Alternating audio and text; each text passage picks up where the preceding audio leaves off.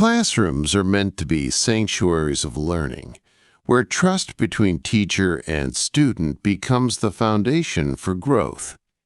But history tells us that sometimes, behind the calm voice of authority and the chalk dust rising from blackboards, darker truths lurk. These are the stories of teachers who betrayed their sacred role, educators who replaced lessons with manipulation, guidance with cruelty, and discipline with something far more sinister. In these tales, innocence was shattered, families were destroyed, and entire communities were left to grapple with the haunting reality that the very people entrusted to shape the future had instead left behind scars that time has yet to erase. This is not just a documentary about crime. It is a reckoning with the shadows that sometimes grow in the very places we believe ourselves to be safest. The small town of Maplewood, tucked between the rolling hills of Pennsylvania, was the kind of place where parents felt safe sending their children to school without a second thought. At the heart of the community stood Maplewood Middle School, an old brick building whose creaking floors and faded murals carried decades of laughter, lessons, and growing pains. Among its staff was Mr. Stephen Clark, a social studies teacher in his late 40s, whose reputation was one of dedication and unwavering discipline. To the outside world, he was stern but fair, the type of teacher who commanded respect with a raised eyebrow and who prided himself on his students' high test scores. But beneath that veneer of professionalism, Stephen harbored secrets that even his closest colleagues couldn't have imagined. His life was orderly on the surface. He was a bachelor, living alone in a modest house on the edge of town, driving the same reliable sedan for years, and rarely joining in on faculty outings. Students whispered that he was intimidating, yet his classes were always full of stories about history's lessons, about rulers who abused power, about systems that collapsed when trust was broken. No one knew that those very lessons mirrored his own double life. The unraveling of Stephen Clark began one cold November morning when the janitor unlocked the school before dawn and noticed something strange in the teacher's lounge. A chair was knocked over, a half-drunk cup of coffee sat cold on the table, and a trail of papers lay scattered as though dropped in haste. At first, he assumed another teacher had worked late and left in a rush, but by the time students arrived, rumors had already begun to swirl. Mr. Clark hadn't shown up for his morning duty in the cafeteria, something he had never once skipped in his 15 years at the school. By mid-morning, the principal was calling his home phone, only to find it ringing endlessly with no answer. It wasn't until late afternoon that police were dispatched to his house, and what they discovered shocked not only the Maplewood staff but the entire town. NTHE inside of Mr. Clark's home was unlike anything they had expected. The blinds were drawn, the air thick with dust, and the furniture arranged with meticulous precision. On the walls hung photographs, not of family or friends, but of his students, cut from yearbooks and newspapers, meticulously framed and arranged by year. In the basement, investigators found notebooks filled with obsessive observations about students, behaviors, seating charts with coded notes, and personal details that no teacher should have had reason to record: where a child lived, what time they were usually picked up, even the routes they took home. The discovery quickly shifted the investigation from a missing person case to something much darker. Parents were horrified to learn that someone they trusted so deeply had been watching their children in ways no adult should. When Mr. Clark finally reappeared 3 days later, walking into the police station with calm composure, he offered no explanation for his disappearance. He requested a lawyer immediately, refusing to answer questions, but the evidence found in his home spoke volumes. The trial that followed was one of the most closely watched in the state, as parents, teachers, and even students were forced to testify about what they had seen, heard, or perhaps ignored over the years. Prosecutors argued that his meticulous records were evidence of predatory intent, while his defense claimed he was simply a socially awkward man who cared too much about his job and lost perspective. The jury didn't buy the defense's argument. Clark was convicted on multiple charges of child endangerment, stalking, and unlawful surveillance. NTHE aftermath left Maplewood scarred. Students who once walked confidently through the school halls now looked nervously at every adult they passed, and parents demanded new safeguards, cameras, and stricter background checks for all staff. Even teachers who had worked alongside Clark felt tainted, as if they had missed warning signs that had been there all along. And while justice was served in a courtroom, the true sentence fell on the children who would forever associate their middle school years with a betrayal of trust by a man who had once lectured them about morality, fairness, and the dangers of unchecked power. In the quiet farming town of Elbridge, Ohio, where the days were measured by the changing seasons and the hum of tractors and fields, the local high school was a central hub for the community. Everyone knew each other's names, and the teachers were regarded almost as extended family. Among them was Ms. Patricia Hensley, a bright and enthusiastic English teacher in her mid-30s, beloved by students for her engaging style and by parents for her dedication. She had a way of turning Shakespeare into something relatable, of weaving poetry into the realities of her students' lives, and of making even the most indifferent teenager crack open a novel. But behind her warm smile and stacks of graded essays, Patricia carried an obsession that would transform her from trusted educator to the subject of one of the most chilling scandals in the town's history. NTHE unraveling began slowly, in ways that seemed insignificant at first. Patricia had always been close to her students, often staying after school to offer tutoring or lending books from her personal collection. Parents considered her generosity a gift. In a small town where opportunities for enrichment were rare, she seemed to provide a lifeline. But gradually, whispers began to spread. Certain students seemed to receive more attention than others. Certain young boys lingered in her classroom long after the dismissal bell rang. Teachers noticed, but shrugged it off, rationalizing that Patricia was simply devoted to her work. After all, hadn't she been awarded Teacher of the Year twice? Hadn't she boosted test scores in a district that struggled for decades? And it wasn't until the disappearance of a sophomore named Ryan Wilkes that suspicion began to take root.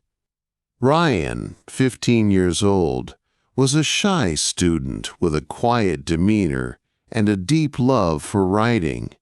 He often stayed late in Patricia's classroom, reading aloud his stories for her feedback. When he failed to return home one autumn evening, his parents frantically called the school, hoping Patricia might know where he'd gone. She calmly told them she hadn't seen him since earlier that day, but investigators soon discovered that Ryan's last known whereabouts had indeed been in her classroom after hours.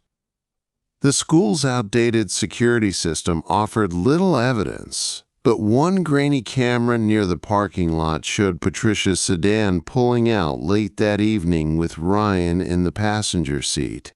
When confronted, Patricia insisted she had merely driven him to a nearby bus station because he mentioned visiting a cousin. But Ryan never arrived, and his cousin had no idea he was coming. That inconsistency unraveled Patricia's carefully constructed image. A search of her home revealed stacks of journals written by students, not just Ryan, but dozens she had collected over the years, pieces she had kept without permission. Alongside them were photographs of her students, taken not only in class but at community events, sometimes at places where the children had not known they were being watched.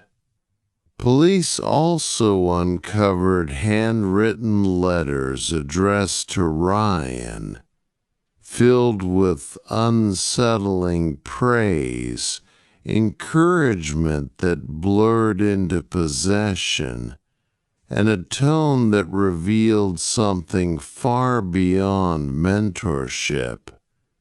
NTHE trial was agonizing for the town. Parents packed the courtroom, some in disbelief, others seething with rage, as evidence mounted. Patricia's defense argued that she was misunderstood, that she had merely been an eccentric teacher who became too emotionally involved in her students' lives. But the prosecution painted a different picture. A predator who had used her position of trust to groom and isolate vulnerable children. The most damning blow came when Ryan's notebook was discovered hidden in Patricia's attic, with his final unfinished story abruptly ending mid-sentence. Though no body was ever recovered, the circumstantial evidence was overwhelming. Patricia was convicted of abduction and unlawful restraint, though the lack of physical evidence left a lingering void for Ryan's family, who continued to live with unanswered questions. NTHE aftermath of Patricia's conviction reverberated far beyond Elbridge. For parents, the case shattered the illusion that school was the safest place for their children.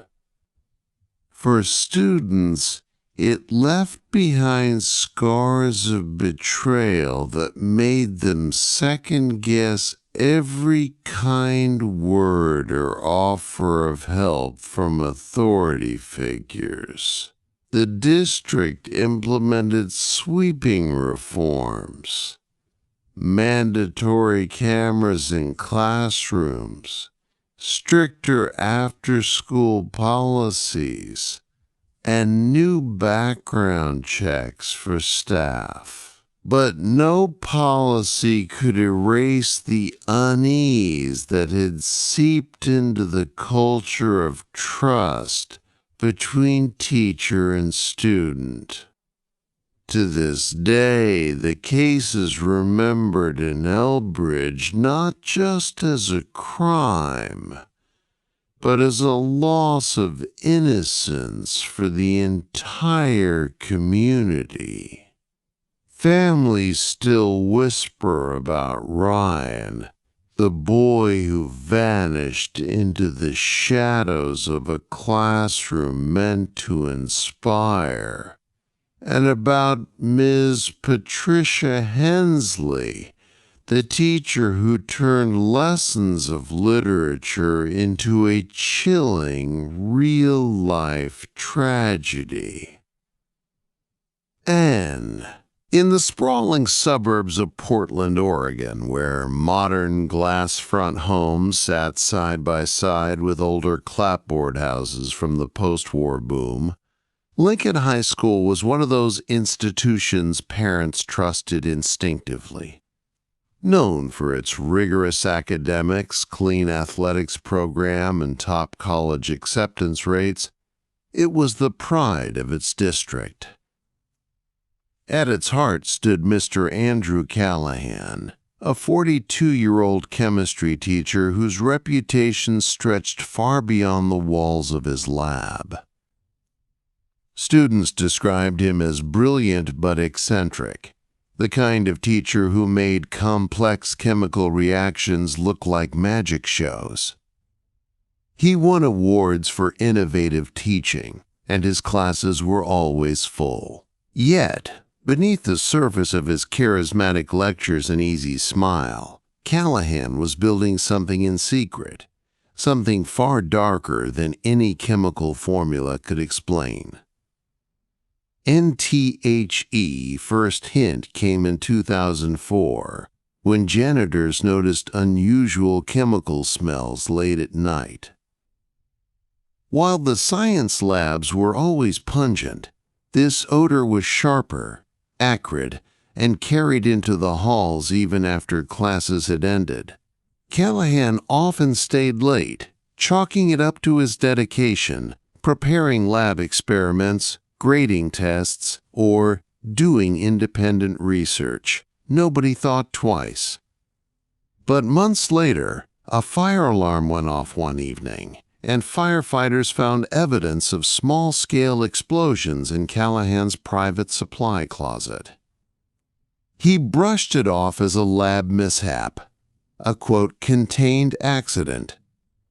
Administrators accepted the explanation. He was, after all, the school's golden teacher, NBUT. The real story emerged only when two curious seniors, intrigued by their teacher's special projects, started asking questions. Callahan encouraged them, even showing them minor experiments after hours. He spoke in excited tones about discoveries that would change how we see energy forever. He hinted at formulas too dangerous for ordinary labs and warned them not to tell others. The students assumed he was just eccentric, but one night, while sneaking into the lab for a prank, they discovered something that changed everything. Rows of sealed jars filled with unknown liquids, handwritten notebooks coated with strange symbols, and photographs of decayed animal carcasses buried beneath piles of student worksheets. NTHE boys told a friend, who told a parent, who finally alerted the principal. At first, there was hesitation. Mr. Callahan had been a teacher for almost 20 years. He was trusted, admired, and even nominated for district-wide awards. But the parents' concern was strong enough that police were called in. When investigators entered his classroom, they uncovered not just unusual chemical experiments, but a full-scale hidden laboratory beneath the school basement, accessed through a locked maintenance door only Callahan had the keys to. Inside, authorities found makeshift distillation equipment, industrial solvents stolen from supply rooms, and animal bones meticulously labeled with notes about decomposition and progression of tissue loss. The discovery horrified the community. Callahan claimed it was all part of educational experimentation and his passion for teaching the limits of science, but prosecutors later revealed a disturbing truth. He had been testing ways to create undetectable poisons. His journals contained detailed accounts of experiments with mixtures that mimicked natural causes of death, heart failure, strokes, seizures, leaving almost no forensic trace. He had notes on dosage levels, absorption rates, and chilling calculations on how long symptoms would take to appear in the human body. NTHE investigation shifted when 2 unexplained deaths in the community were re-examined. A retired teacher and a local school board member had both died suddenly of what doctors thought were natural causes. Both, it turned out, had been close to Callahan, one having denied him a grant years earlier, the other having raised concerns about his lab spending. Exhumations revealed traces of compounds eerily similar to those in his notes. The evidence was circumstantial but damning. Callahan, the beloved chemistry teacher, had allegedly perfected the art of invisible murder, and 2 victims had already fallen. NHI's trial became a media frenzy. Parents recoiled in horror, realizing that for years their children had sat in the classroom of a man experimenting with death. Prosecutors described him as a narcissist who saw himself not as a teacher but as a visionary scientist above morality. The defense argued there was no concrete proof he had killed anyone, only speculation built on his obsessive experiments. But then came the most haunting revelation. Ryan Cooper, a junior who had collapsed and died mysteriously in class 2 years earlier, was suddenly part of the case. His death had been attributed to a congenital heart defect, but investigators now questioned whether it was an undetected poisoning, a test run by Callahan. And ultimately, the jury found him guilty of reckless endangerment, animal cruelty, and unlawful possession of dangerous chemicals.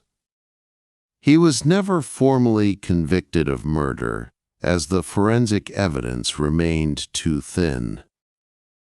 But his teaching license was revoked, and he was sentenced to decades in prison for his secret laboratory and illegal experiments. For Portland, the trial ended with no closure. The families of the dead never knew for certain if Callahan had killed their loved ones or merely fantasized about it.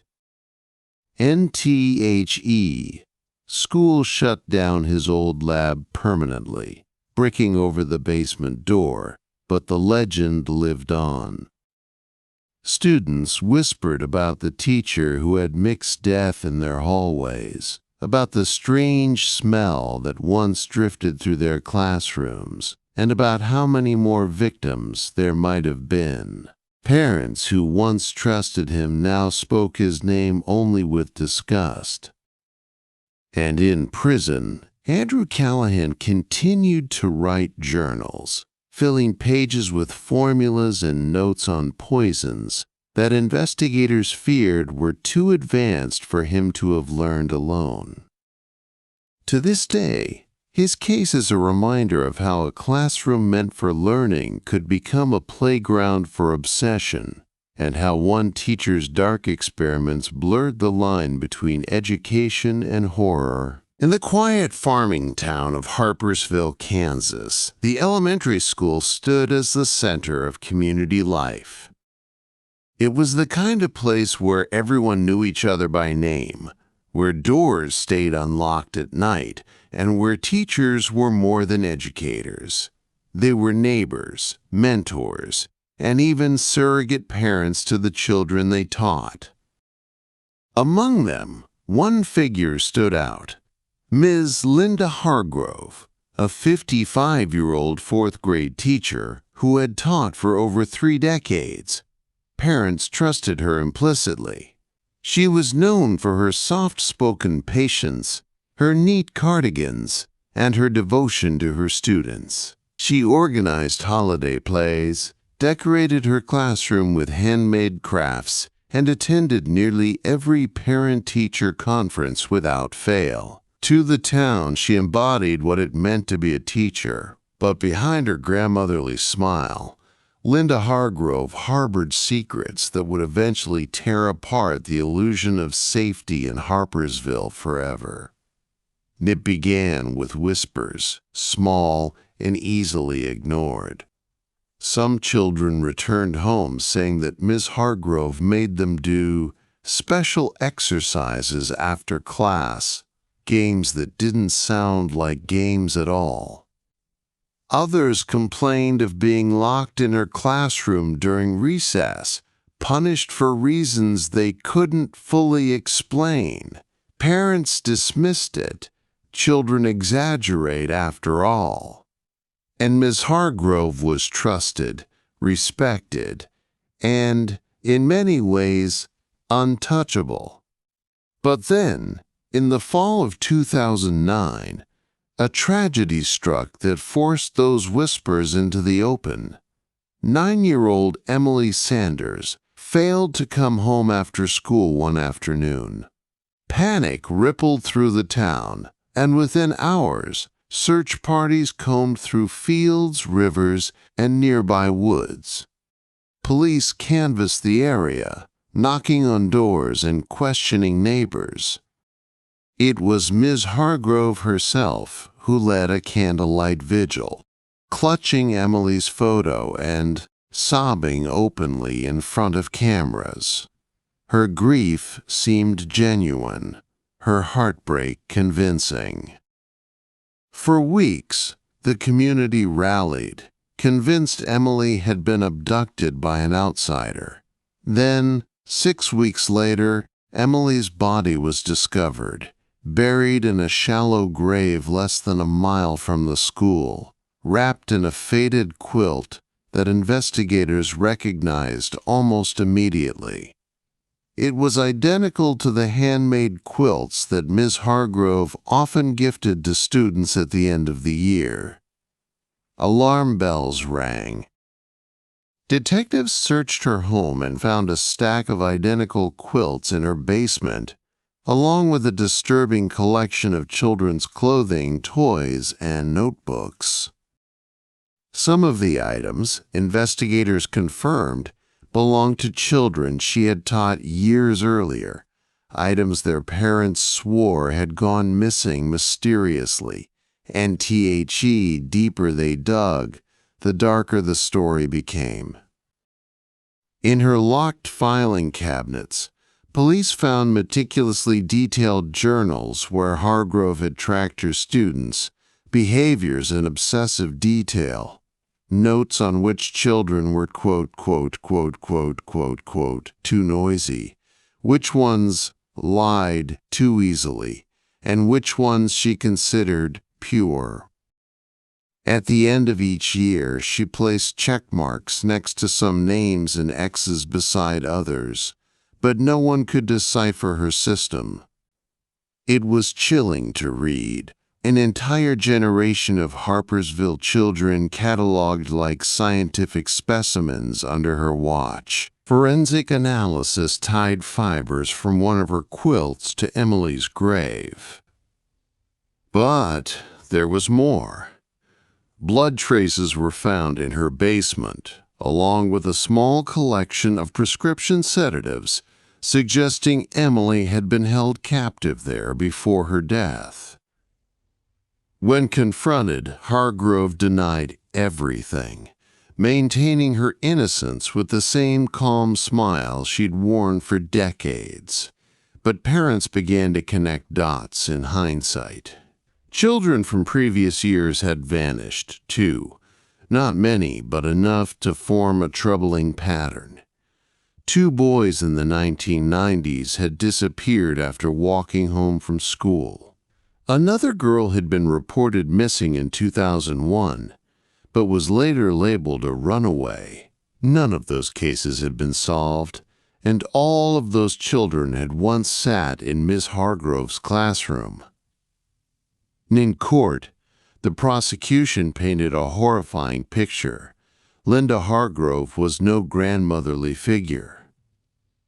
She was a predator who had groomed the trust of the entire town for decades, while hiding her crimes in plain sight.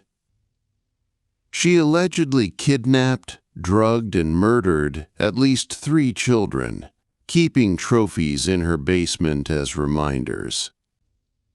Her gift quilts, once a symbol of warmth, became evidence of her ritual. Each quilt, it seemed, marked the end of a child's life. NBUT. The defense argued differently.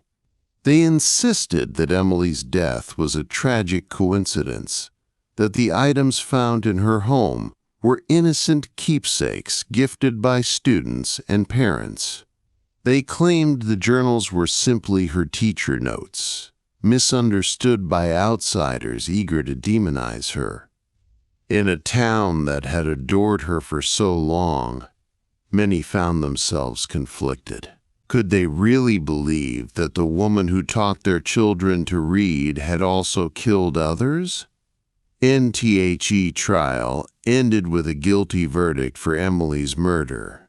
But due to lack of direct evidence in the other disappearances, she was never convicted for those crimes. Still, investigators remained convinced she was responsible for more deaths than they could prove.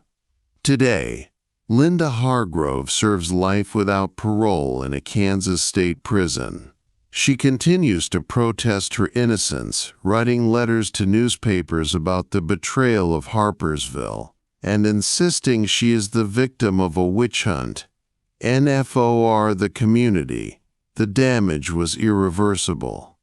Parents no longer trusted teachers as blindly as they once had.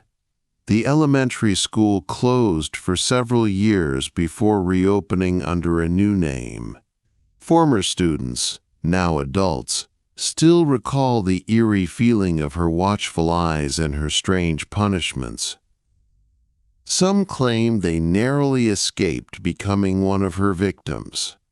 And even now, people in Harpersville say that trust itself was murdered in 2009, the day the police dug into a shallow grave and pulled out the quilt.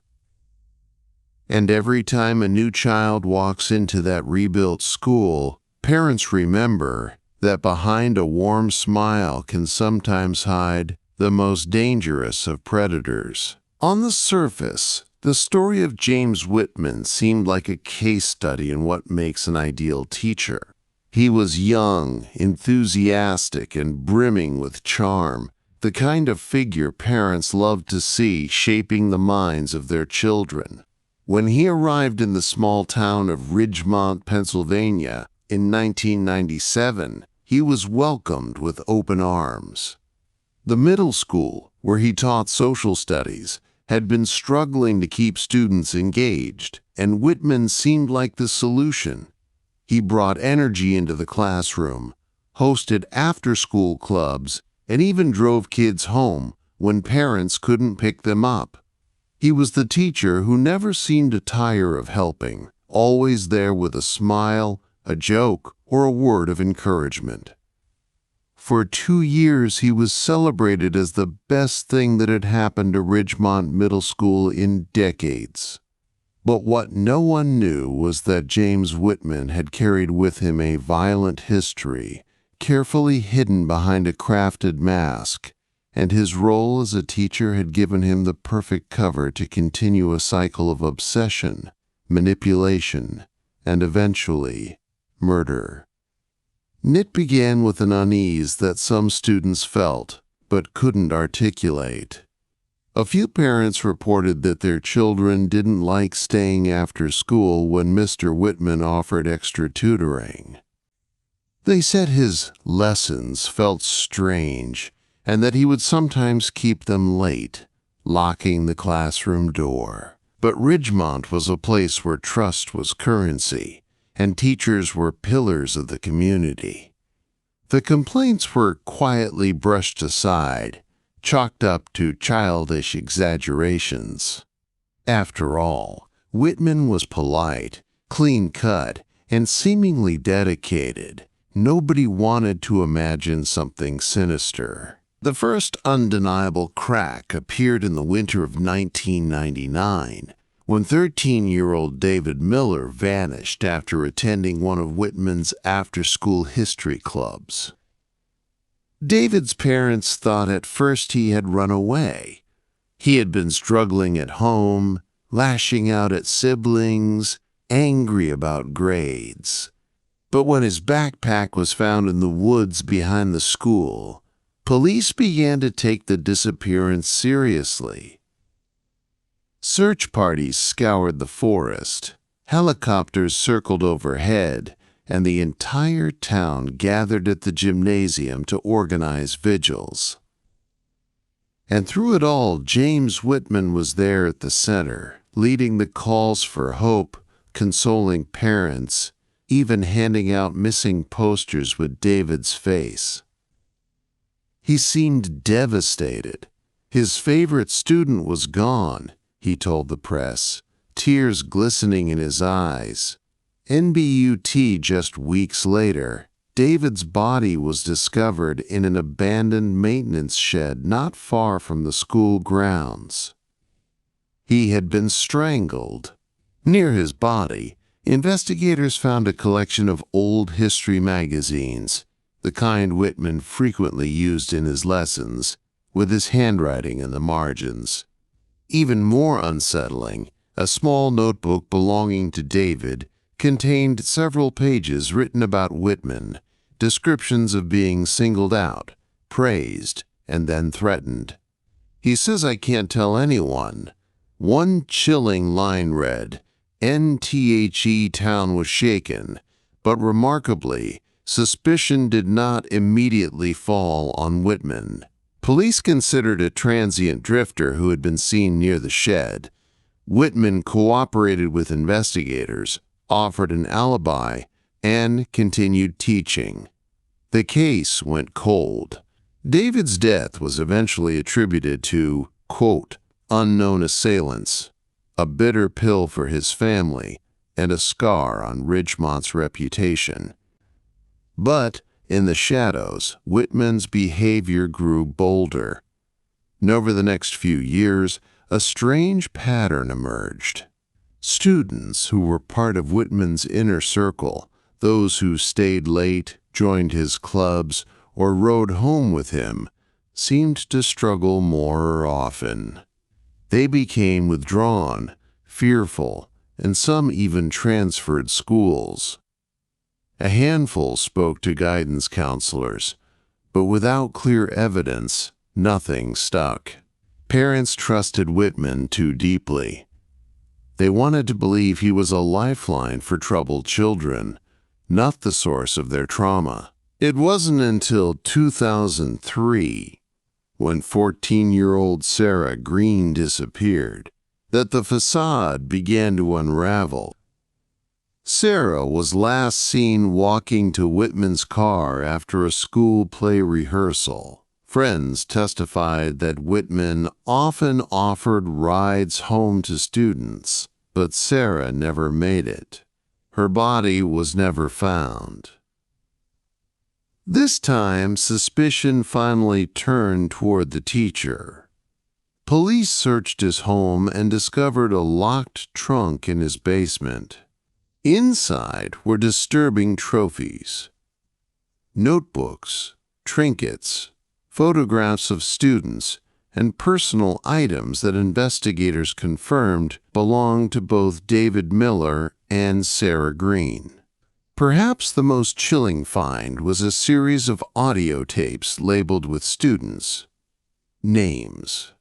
On them, Whitman had recorded private conversations with children, coaching them to keep secrets, promising rewards for silence, and in some cases, issuing quiet threats in his calm, teacherly voice. NTHE evidence was damning, but prosecutors faced an uphill battle. Whitman maintained his innocence, claiming the items were planted to frame him. The tapes, he said, were part of a creative history project. Without Sarah's body, and with little physical evidence directly tying him to David's death, the case stalled. Whitman was suspended from teaching, but not convicted. He moved away quietly in 2004, disappearing from public life, while Ridgemont tried to heal from its wounds.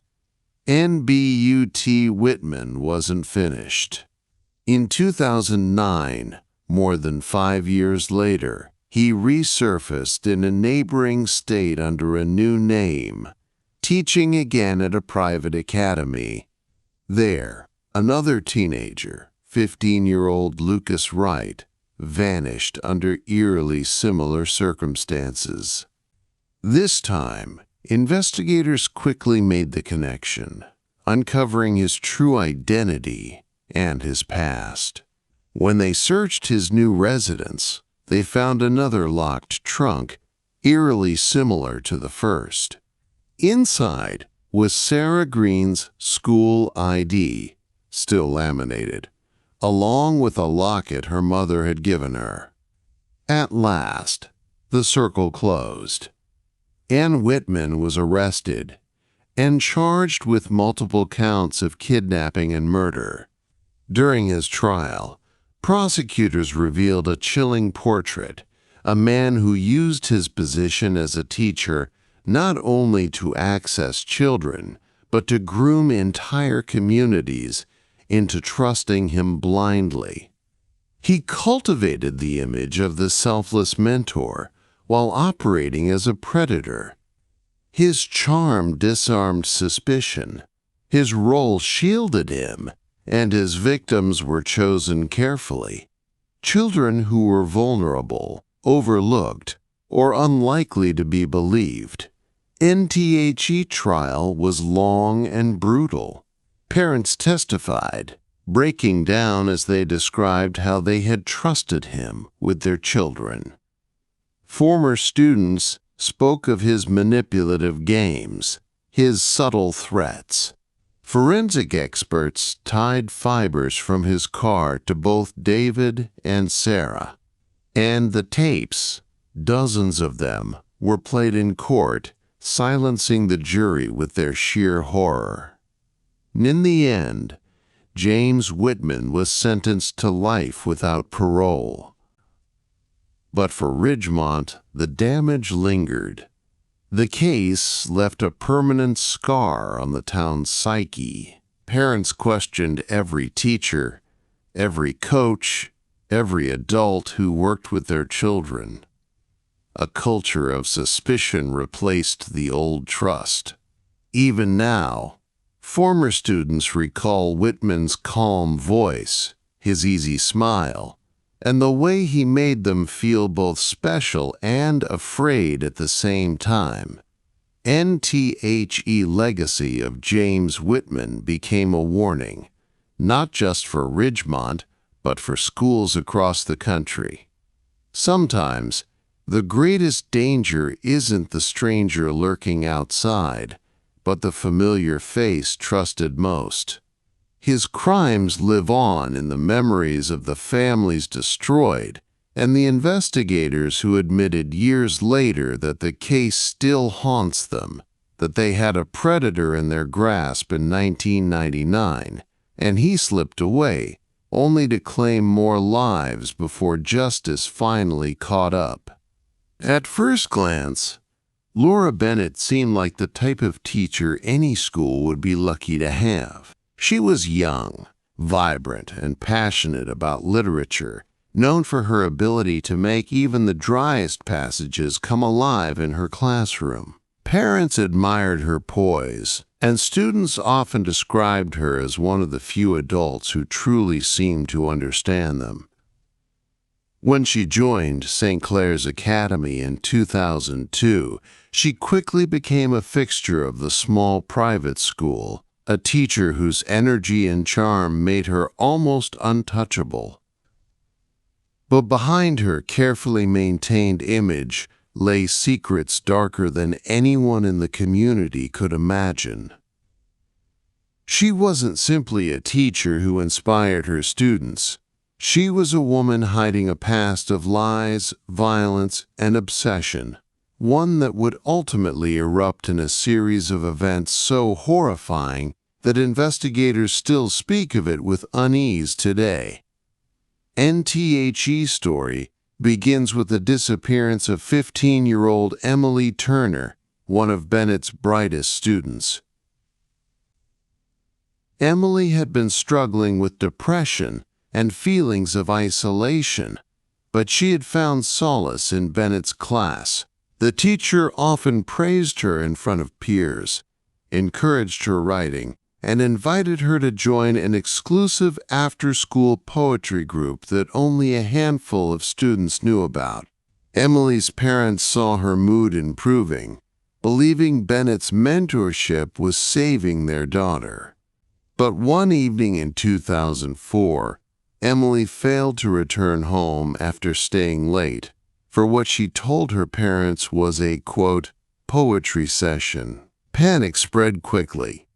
Emily wasn't the type to run away, and the school grounds were small. Searches turned up nothing. Then, a week later, her backpack was found buried under leaves near a wooded trail behind the school. Inside was her journal, filled with poems dedicated to an unnamed figure she referred to only as L. Many of the poems expressed gratitude but also fear. She says I'm her favorite. She says she loves me. She says I can never leave her. Police immediately grew suspicious of the teacher Emily seemed to be writing about, and all eyes turned to Bennett. But the teacher appeared devastated by the disappearance. She spoke at vigils, organized searches, and gave emotional interviews about Emily's potential as a writer. She even handed over her personal computer and classroom keys voluntarily, presenting herself as a model of cooperation. With no evidence directly linking her to Emily's disappearance, suspicion fizzled out. What no one realized at the time was that Bennett had an obsession with control. She selected vulnerable students, those who were lonely, creative, or isolated, and drew them into her orbit. She showered them with praise, convinced them they were special, and cultivated their dependence. Once she had their trust, she crossed boundaries in subtle ways. Private notes slipped into journals, late-night phone calls, secret meetings after class. By the time parents began to sense something strange, it was too late. The students were already too entangled, too afraid, or too enamored to speak up. Emily Turner wasn't the first student she had fixated on, but she was the first who dared to pull away. NTHE case went cold for nearly 2 years. Then, in 2006, another student, 14-year-old Michael Adams, vanished. He had been one of the quieter students, shy and unassuming, but in Bennett's class he had flourished. He too was invited to the secret poetry group. He too became the recipient of late-night calls and promises of a special bond. When Michael failed to return home after a weekend study session with Bennett, his parents raised the alarm immediately. Again, suspicion fell on the teacher, but she claimed Michael had left her home hours before and must have gone elsewhere. Without a body, without evidence, police were powerless. It wasn't until 2008 that the full truth began to unravel. A maintenance worker at St. Clair's Academy discovered a locked crawl space beneath the old library while conducting renovations. Inside were boxes of papers, journals, and disturbing photographs. Pictures of students taken in Bennett's classroom, many of them candid and secretive, showing them reading, writing, or sometimes asleep. Among the boxes was Emily Turner's missing locket and Michael Adams's school ID card. There were also letters written in Bennett's unmistakable handwriting, addressed to "My Chosen Ones," filled with unsettling declarations. "I will keep you where no one can take you from me," and "You belong to me, not to the world." NTHE discovery shattered Bennett's facade. Police searched her home and found more evidence: personal items from both missing students, audio recordings of conversations she had with them, and, most disturbingly, a hidden diary where she chronicled her obsession with capturing her favorites so they could never abandon her.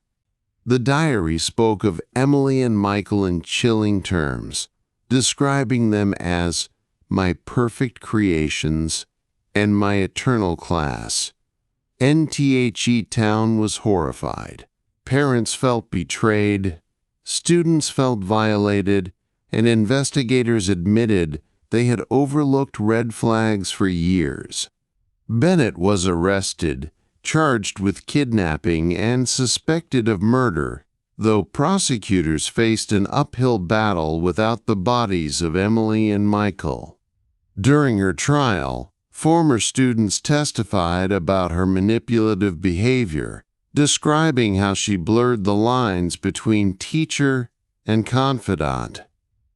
They recalled how she made them feel chosen, only to isolate them from friends and family. One student described being terrified of her, saying, "She smiled at you like she loved you, but her eyes never let you go."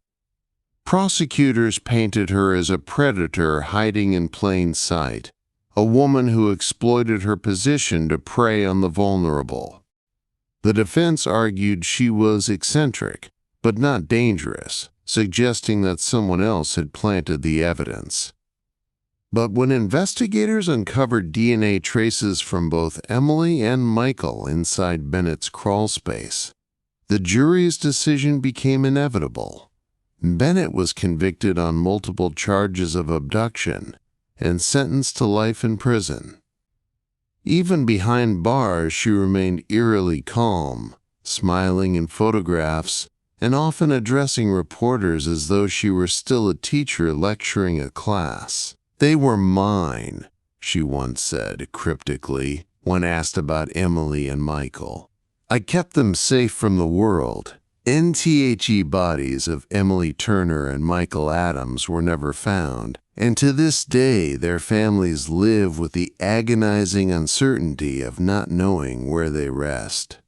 Investigators believe Bennett may have buried them in remote wooded areas, moving them from time to time to avoid detection.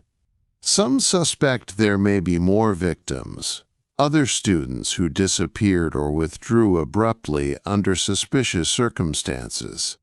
NTHE, story of Laura Bennett, has since been studied in criminal psychology courses as a textbook example of teacher predation. But for St. Clair's Academy, the wound never healed.